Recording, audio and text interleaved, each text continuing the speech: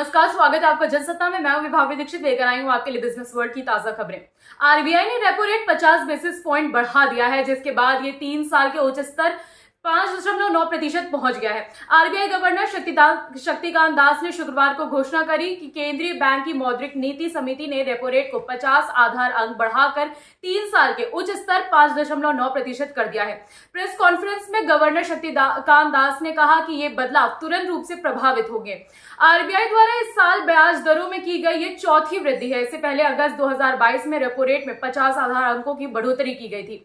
देश में बढ़ती महंगाई पर काबू पाने के लिए आरबीआई लगातार ब्याज दरों में बढ़ोतरी कर रही है, लेकिन फिर भी देश में महंगाई भारतीय रिजर्व बैंक की तय सीमा से ज्यादा है। वहीं आरबीआई द्वारा रेपो रेट बढ़ाने से होम, पर्सनल और कार लोन जैसे लोन्स भी की ब्याज दरों में भी इजाफा होगा, जिसके चलते ईएमआई बढ़ जाएगी। रेपो रेट्स में बढ़ोतरी के कॉस्ट ऑफ बोरोइंग यानी उधारी की लागत बढ़ जाएगी। इससे लोन लेना अब और महंगा हो जाएगा।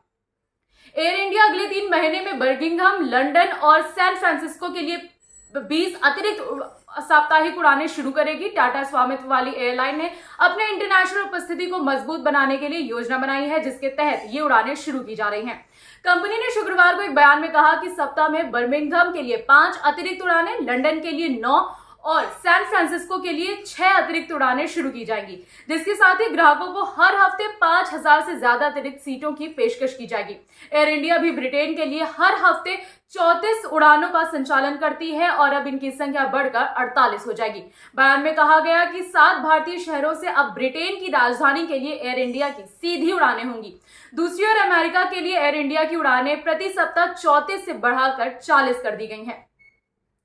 चालू वित्त वर्ष में अप्रैल से विदेशी मुद्रा भंडार में हुई कमी में विनिमय दर में हुए बदलाव का 67% योगदान है। भारतीय रिजर्व बैंक के गवर्नर शक्तिकांत दास ने शुक्रवार को इसकी जानकारी दी। उन्होंने कहा कि अमेरिकी मुद्रा के मजबूत होने और अमेरिकी बॉन्ड के प्रतिफल के बढ़ने से विनिमय दर में बदलाव देखने को मिला है। गौरतलब है कि चालू वित्त वर्ष में अमेरिकी डॉलर के मुताबिक रुपए के मूल्य में तेज गिरावट हुई थी।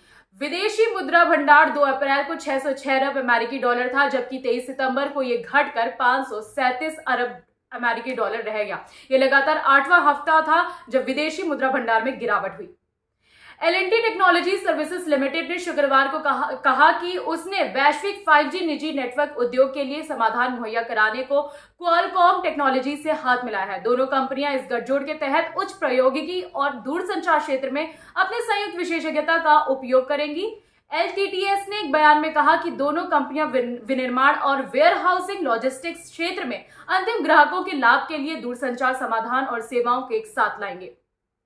भारत ने अपने इलेक्ट्रॉनिक वाहन उद्योग की वृद्धि को बढ़ावा देने और जलवायु परिवर्तन संबंधित जोखिमों को दूर करने के लिए अमेरिकी राज्य कैलिफोर्निया के साथ गठजोड़ किया है। इस गठजोड़ के तहत दोनों पक्ष शून्य उत्सर्जन वाले वाहनों के क्षेत्र में अनुसंधान और नवाचार के लिए काम करेंगे।